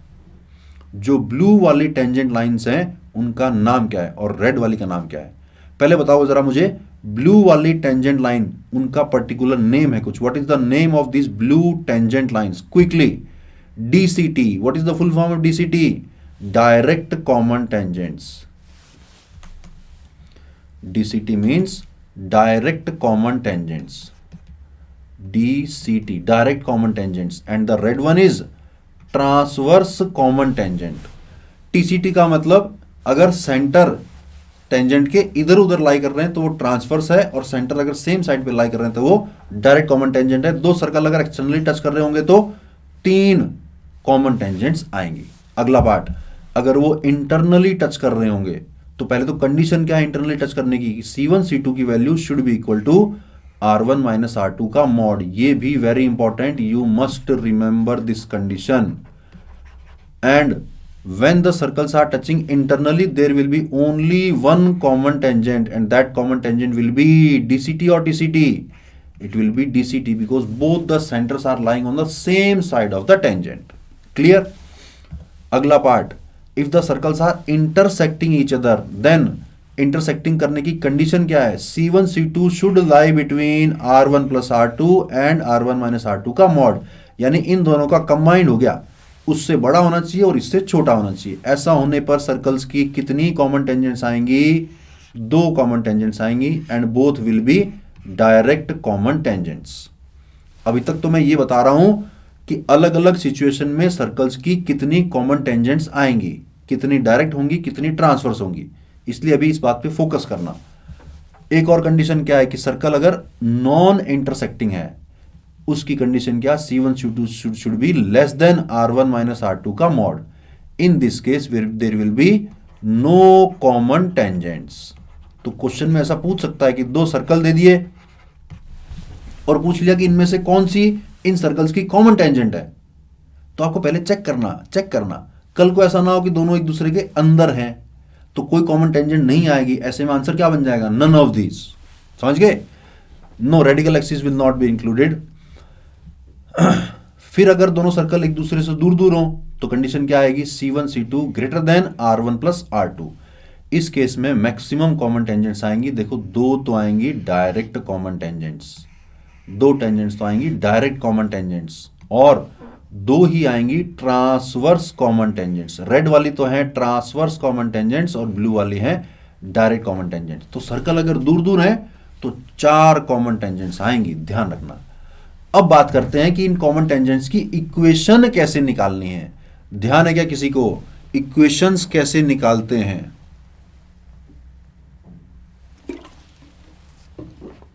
कॉमन टेंजेंट्स बहुत इंपॉर्टेंट क्वेश्चन, जे एडवांस में अक्सर आएगा। कॉमन टेंजेंट्स की इक्वेशन कैसे निकालते हैं, चलो मैं एक्सप्लेन कर रहा हूं, ध्यान से सुनना।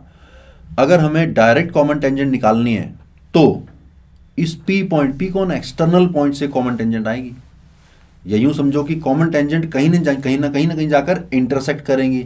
तो जहां पे इंटरसेक्ट कर रही है वो सपोज पॉइंट पी है, तो ये जो C1 C2 है उसी को एक्सटेंड करने पर आगे वो P पॉइंट से पास होगी, and PC1 upon PC2 will be equal to R1 upon R2 and the division will be external division. तो इस एक्सटर्नल डिवीजन का यूज करके आपको P पॉइंट फाइंड करना है, ठीक। लेकिन अगर आप निकाल रहे हो ट्रांसवर्स कॉमन टेंजेंट तो ये P पॉइंट कैसे फाइंड करना है, ये R1 बाय R2 का इंटरनल डिवीजन लगाकर P पॉइंट फाइंड करना है। दोबारा बता रहा हूं, कॉमन टेंजेंट निकालने के लिए पहले कॉमन टेंजेंट्स का इंटरसेक्शन पॉइंट निकलेगा। कैसे निकलेगा, अगर डायरेक्ट कॉमन टेंजेंट निकालनी है तो एक्सटर्नली डिवीजन हो रहा होगा, और ट्रांसवर्स कॉमन टेंजेंट निकालनी है तो इंटरनली डिवीजन हो रहा होगा R1:R2 के रेशो में। आपने P पॉइंट निकाल लिया, P पॉइंट कौन है, टेंजेंट्स का इंटरसेक्शन पॉइंट। तो P पॉइंट निकालने के बाद तो ये सेम बात बन गई कि एक्सटर्नल पॉइंट से टेंजेंट की इक्वेशन निकालनी है। क्या करो, टेंजेंट P पॉइंट निकालने के बाद टेंजेंट की इक्वेशन मान लो y minus y1 is equal to m into x minus x1, और m की वैल्यू फाइंड करने के लिए, for finding m use condition of tangency, use condition of tangency on any of the circles. Clear, दो फॉर्मूले और काम के, देखो सर्कल के चैप्टर में बहुत सारे फॉर्मूले हैं बेटा, बहुत सारे फॉर्मूले हैं। एक एक फॉर्मूला जो मैं जिस चीज पे इंपॉर्टेंट लिखता जा रहा हूं, सारे फॉर्मूले इंपॉर्टेंट है, ये वाले फॉर्मूले भी इंपॉर्टेंट है, इनको भी याद रखना। कॉमन टेंजेंट की इक्वेशन कैसे निकालनी है, क्लियर हुआ क्या? What do you mean by external and internal division, my dear friend? This is the very basic thing which you must have already learned in the coordinate geometry part. कौन सा वाला part repeat करूं दोबारा बेटा?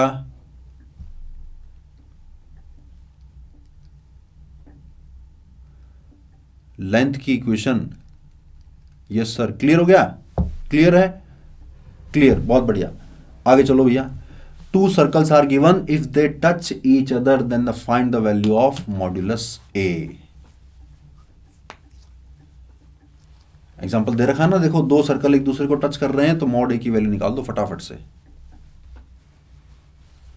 दो circle आपस में कितने तरीके से आपस में एक दूसरे से इंटरेक्ट कर सकते हैं,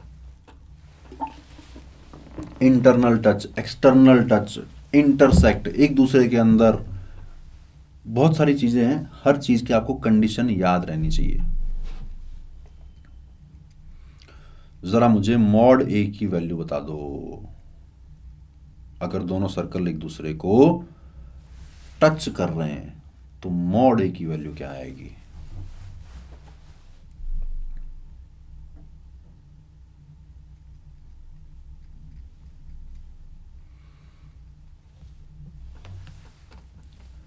Waiting for the reply. What will the value of mod A? C की टर्म्स में आया तो C की टर्म्स में दे देना भले, क्योंकि C गिवन कांस्टेंट है, A वेरिएबल है। I know external and internal division, but you wrote NP please complete your statement. NP क्या कहना चाह रहे हो? You know external and internal division but I wrote what?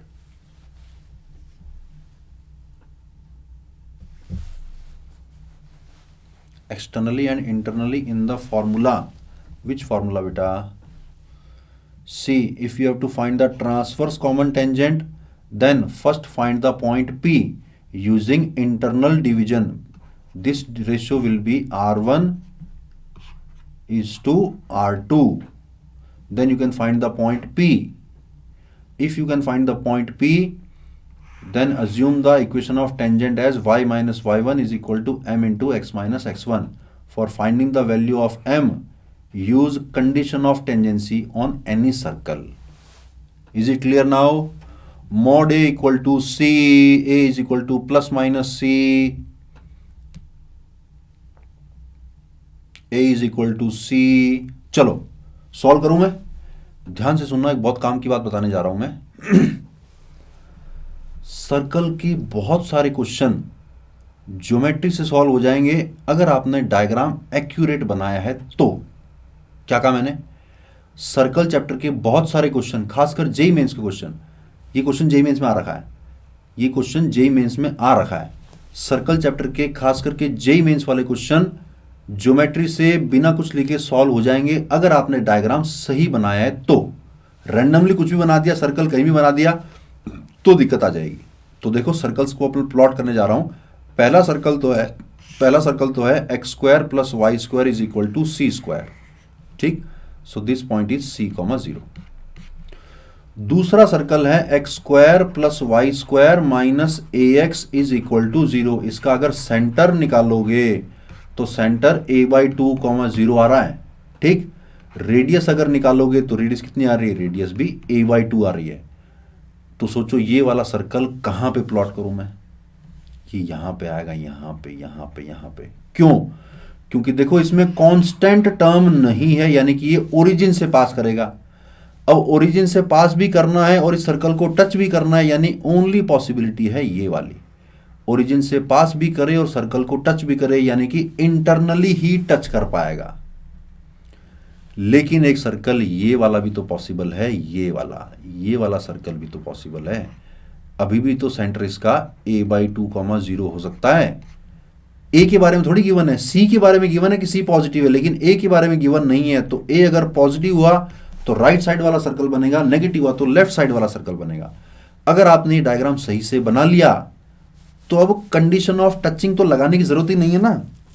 अब तो डायरेक्टली दिख रहा है कि दिस डिस्टेंस इज c है और इस सर्कल की रेडियस है a/2, दिख रही ना, रेडियस a/2 है।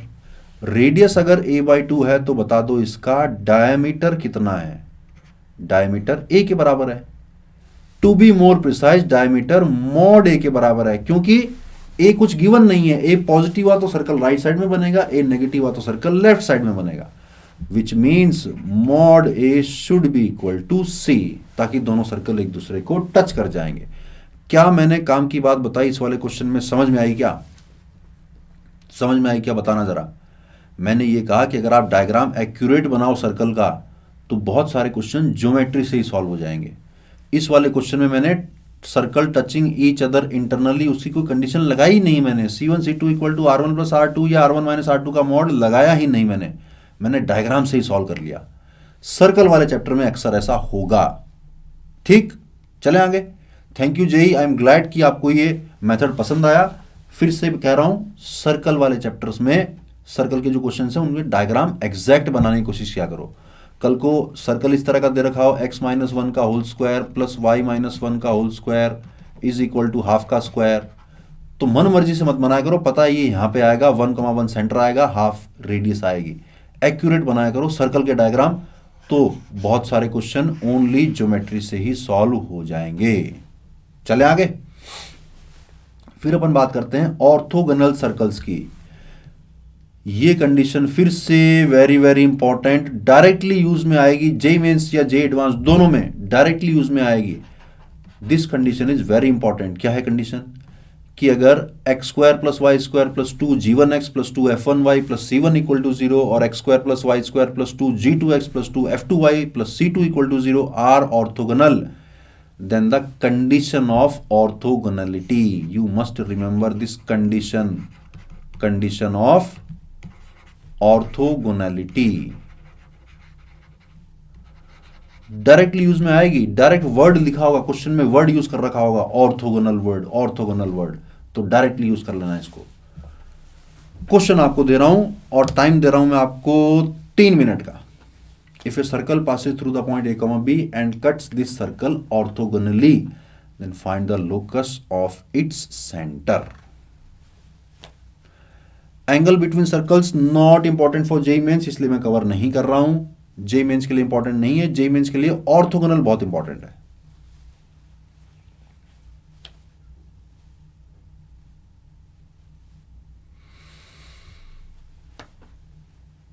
BE, you have zero subject knowledge. How come you have zero subject knowledge, my dear friend?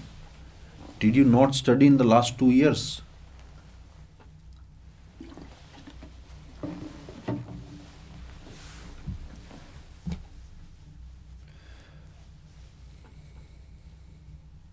Orthogonal, repeat. See, in the question directly there will be a word. The word will be orthogonal. If the word is given as orthogonal, directly use this condition of orthogonality. 2g1 g2 plus 2f1 f2 is equal to c1. अच्छा formula देखना था। Okay, I'm sorry, really sorry. You had some family problems and you could not study. I'm really sorry, but see, are you BE, are you comfortable with Hindi? क्या मैं हिंदी में बात कर सकता हूं तुम्हारे साथ? BE,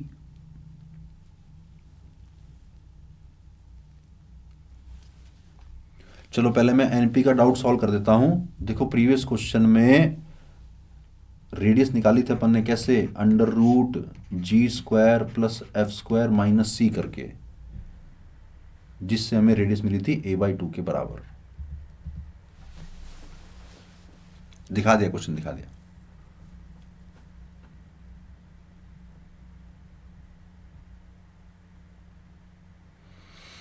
एएस का कुछ आंसर आया है,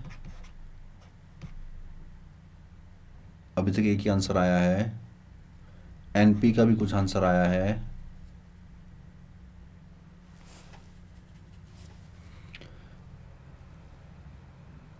देखो बी बेटा, मैं तुम्हें बताना चाह रहा हूं कि क्रैश कोर्स एक अच्छा प्लेटफॉर्म है 1 महीने में मेंस की तैयारी करने के लिए। हाँ, लेकिन तुम्हें घर पे उसके लिए मेहनत बहुत ज़्यादा करनी पड़ेगी। आज जो क्लास हुई उसको भी दोबारा घर पे जाके पढ़ना, और कल जो क्लास होने वाली है उसके लिए पहले थोड़ा सा प्रिपेयर होके आना, ताकि मैं फटाफट कवर कर रहा हूँ वो तुम्हें कुछ समझ में आए। सेम चीज़ applies to physics and same thing applies to chemistry also. जो क्लास क्रैश कोर्स में आप पढ़ रहे हो सकता है पूरा समझ में ना आए, लेकिन जितना समझ में आए उसको ग्रैस्प करो। घर पे जाके यानी क्लास खत्म होने के बाद उसको दोबारा रिवाइज करो। जो जो बातें इंपॉर्टेंट है, ये ऐसे काम में आएगा, ऐसे काम में आएगा, उनको दोबारा दिमाग में बिठाओ। सेम बात करो फिजिक्स में, सेम बात करो केमिस्ट्री में। और नेक्स्ट क्लास में क्या होने वाला है वो आपको पहले से पता चल जाएगा अमेजॉन अकेडमी की ऐप पे या वेबसाइट पे। वहाँ से आप देखो नेक्स्ट क्लास में जो भी होने वाला है उसको पहले थोड़ा सा पढ़ के आओ, ताकि क्रैश कोर्स के हिसाब से आपको फटाफट से समझ में आ जाए। RS कह रहा है sir please check my answer. 2ax plus 2by is equal to a² plus b² plus 4। Very good, very good, very good, बहुत बढ़िया, सही जवाब निकला, सही जवाब निकला। मैं करेक्ट आंसर लिखने जा रहा हूं। 2ax plus 2by is equal to a² plus b² plus 4। This is the correct answer. Let me know किस किस का आंसर सही निकल के आया। शाबाश, बताना जरा, मी लिख देना, मी। किस किस का आंसर सही निकल गया? करेक्ट आंसर मैंने लिख दिया 2ax plus 2by is equal to a² plus b² plus 4। RS का सही निकला, CH का सही निकला, NI का सही निकला, वेरी गुड। AA का सही निकला, PR, YB, PG, बहुत सारे बच्चों का सही निकल रहा है। और किसी का निकला सही? RS का, AA का, SM, SR तुम्हारा भी सही है, SK, AG, AS सबका सही निकला, वेरी गुड, शाबाश। लास्ट तक आते आते आप सब लोग सर्कल में मुझे लगता है कंफर्टेबल हो गए हो। चलो ये वाला क्वेश्चन मैं सॉल्व कर देता हूं। If a circle passes through the point A, B and cuts this circle orthogonally, find the locus of it centre, मुझे स्टार्टिंग पॉइंट मिल गया कि मुझे शुरुआत कहां से करनी है, कहां से करनी है, जिसका लोकस निकालना हो। लास्ट क्लास में बताया था ना, जिस भी पॉइंट का लोकस निकालना हो सबसे पहला काम करो उस पॉइंट को मान लो h comma k, and this point is a comma b, यानी कि मुझे रेडियस भी पता चल गई।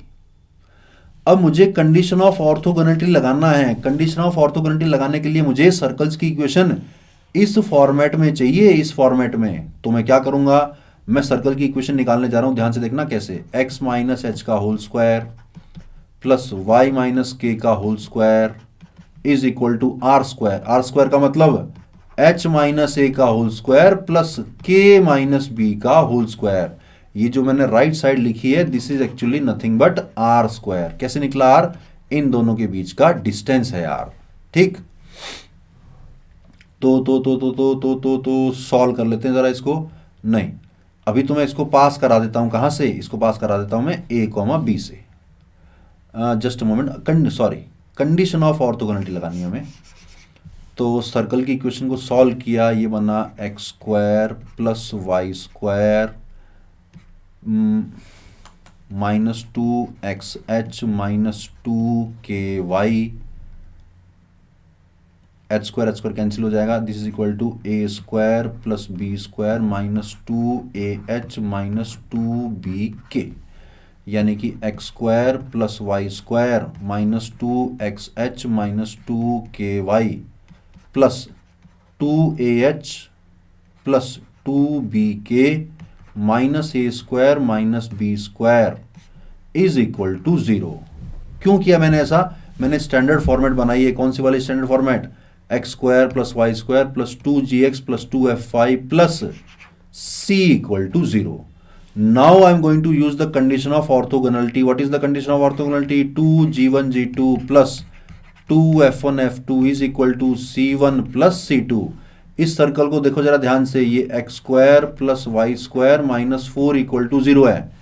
g1 की वैल्यू 0 है, पता चला क्या, क्यों, क्योंकि सर्कल का सेंटर, इस वाले सर्कल का सेंटर 0,0 है। 2f1 f2 भी 0 है, क्यों, f1 की वैल्यू 0 है, उस वाले सर्कल का सेंटर 0 है। बचा सिर्फ क्या, बचा सिर्फ c1 plus c2, this should be equal to 0। तो c1 की वैल्यू तो ये रही 2ah plus 2bk minus a square minus b square, और c2 की वैल्यू कितनी है, ये रही, c2 की वैल्यू है -4, दिस इज इक्वल टू 0। अब मेरी इक्वेशन में सिर्फ h और k बचे हैं, बाकी सारे तो नॉन पैरामीटर हैं, यानी कि 2ax plus 2by is equal to a square plus b square plus 4। ये निकल के आ गया अपना फाइनल आंसर।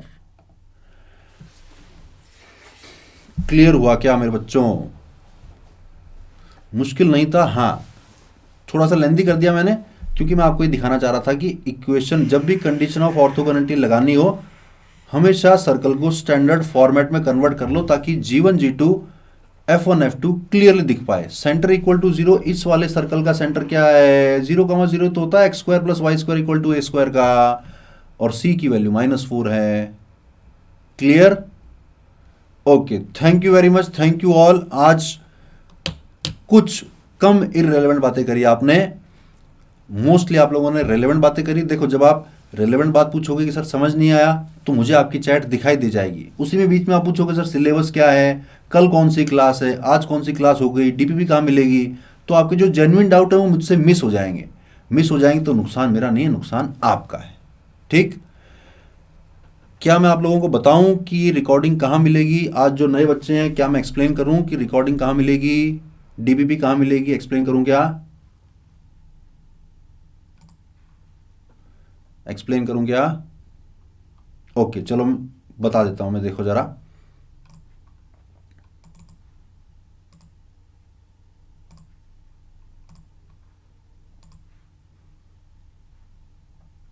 देख पा रहे हो अमेजॉन एकेडमी की वेबसाइट? यहां पे तो मिलेंगे आपको टेस्ट, ये यहां पे मिलेंगे आपको टेस्ट, यहां पे मिलेंगी प्रैक्टिस प्रॉब्लम्स।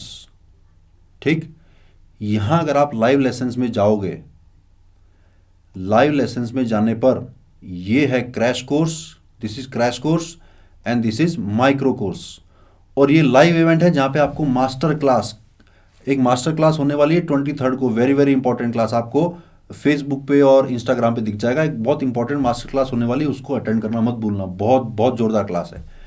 लेकिन क्रैश कोर्स और माइक्रो कोर्स में सपोज आप मैथमेटिक्स सेक्शन में जाओ तो आपको अपकमिंग लाइव क्लास जो कि अभी चल रही है, ये लाइव है, सर्कल ये लाइव मिल रही है आपको, ठीक।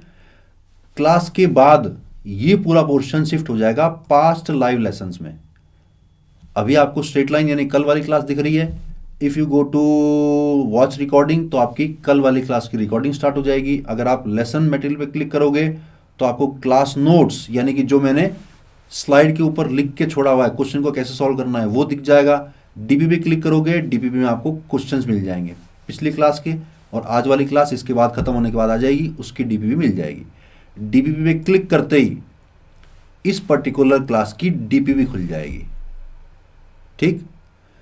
अब कभी कभी ये दिक्कत आती है कि सर डीपीपी के आंसर की या डीपीपी का सॉल्यूशन कहाँ मिलेगा, तो देखो ध्यान से देखना, व्यू डिटेल्ड सॉल्यूशन कहाँ पर, straight lines part 1 question number 17, ये कहाँ मिलेगा।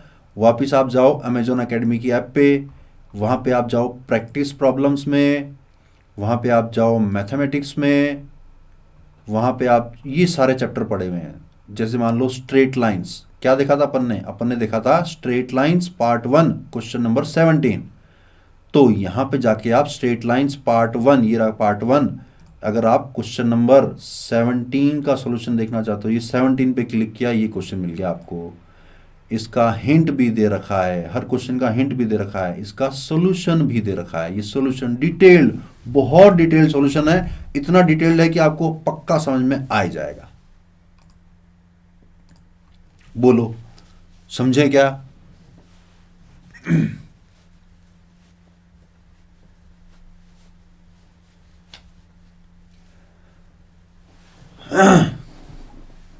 माइक्रो कोर्स क्या है? माइक्रो कोर्स का मतलब ये है कि क्रैश कोर्स में अपन एक चैप्टर एक क्लास में कंप्लीट करेंगे, माइक्रो कोर्स में एक चैप्टर 2 या 3 या 4 क्लास में कंप्लीट करेंगे। उस पर थ्योरी को थोड़ा धीरे धीरे करेंगे, क्वेश्चन को थोड़ा और डिटेल में एक्सप्लेन करेंगे। जैसे आपने देखा क्रैश कोर्स आज जो क्लास करी अपन ने बहुत भगा भगा के करनी पड़ती है, क्यों? क्योंकि पूरा चैप्टर कवर करना है। माइक्रो कोर्स में कुछ इंपॉर्टेंट चैप्टर्स, कुछ इंपॉर्टेंट टॉपिक्स थोड़ा सा आराम से कवर करेंगे। That is the difference between micro course and crash course. चलिए, मुझे बहुत मजा आया, आज आप लोगों ने कल से बेहतर आंसर दिए हैं। मैं चाहूंगा आप सभी लोग खूब मेहनत करें, प्रैक्टिस क्वेश्चंस। डीपीपी, आज की डीपीपी फिर से कहाँ मिलेगी बता दिया मैंने आपको। उसके अलावा अभी भी मैंने खोल के दिखाया, बहुत सारे प्रैक्टिस क्वेश्चन पड़े हैं अमेजोन की ऐप पे, अमेजोन की वेबसाइट पे भी बहुत सारे, topic wise, difficulty wise, single correct, multiple correct, integer value, बहुत सारे प्रैक्टिस क्वेश्चंस पड़े हैं। वो आप प्रैक्टिस करो, सॉल्व करो, डिटेल्ड सॉल्यूशन भी अवेलेबल है, खुद का एनालिसिस करो कि कहाँ पे किस तरह की गलतियां हो रही है। और टेस्ट का शेड्यूल भी आपको वेबसाइट पे अवेलेबल है, कब कौन सा टेस्ट है, उस टेस्ट का सिलेबस क्या है वो भी अवेलेबल है। जितना हो सके उतना फायदा उठा लो, क्रैश कोर्स का फायदा उठा लो, माइक्रो कोर्स का फायदा उठा लो, जो टेस्ट होने वाला है उनका फायदा उठा लो, बहुत सारा बेनिफिट मिलेगा आपको। Clear? Thank you all of you, thank you very much. नई माइक्रो कोर्स भी जेई मेंस के लिए ही है, ठीक। Amazon preparation enough for JEE mains, देखो जो इतनी सारे प्रैक्टिस प्रॉब्लम दे रखी हैं उनको कर लो। मैं कहता हूं और कुछ करने की बहुत ज़्यादा ज़रूरत नहीं पड़ेगी। हाँ, अगर आपके पास टाइम बचता है तो बहुत सारे क्वेश्चन हैं ट्राई करने के लिए, बहुत सारी प्रैक्टिस करने के लिए क्वेश्चन हैं, करते रहो। क्रैश कोर्स में अपन थ्योरी कवर कर रहे हैं, प्रैक्टिस प्रॉब्लम कवर कर रहे हैं, और ऐप पे और वेबसाइट पे बहुत सारे क्वेश्चंस, नए क्वेश्चंस अवेलेबल हैं, देखे हुए क्वेश्चन नहीं, वो सारे नए क्वेश्चन हैं, ठीक। टाइम हो चला है, thank you very much, thank you all. बहुत मजा आया आज की क्लास में। हाँ, थोड़ा भागना तो पड़ता है, थोड़ा जल्दी कराना पड़ता है। आप लोगों को कुछ डाउट बच गए हो, कोई पार्ट समझ में नहीं आया हो, रिकॉर्डिंग कहाँ मिलेगी बता दिया मैंने, आज की डीपीपी कहाँ मिलेगी वो भी बता दिया है, डीपीपी में कोई डाउट हो तो उसका सोल्यूशन कहाँ मिलेगा वो भी मैंने बता दिया है। It's time to say bye bye, good night all of you, thank you very much, bye bye. शायद आप लोगों की 9 बजे एक और क्लास होगी, गुड लक उस क्लास के लिए, उसमें से अच्छे से परफॉर्म करना, बढ़िया से क्वेश्चन करना, और रात को बढ़िया नींद लेके अगले दिन फिर से जुट जाना तैयारी में। Thank you all, thank you very much, bye bye, good night. या tomorrow we will see you again tomorrow. कल अपन स्टार्ट करेंगे कोनिक सेक्शंस, ठीक है। Bye bye, thank you all. मैं एंड सेशन करने जा रहा हूँ। Bye bye, thank you very much. Bye bye, good night, good night, good night, good night CH, good night AS, bye bye, SA bye bye, PR thank you very much, bye bye, good night, take care. बढ़िया से पढ़ाई करो, बढ़िया से मेहनत करो। Bye bye bye. For detailed videos, daily practice problems and live chat, visit academy.amazon.in or download the app.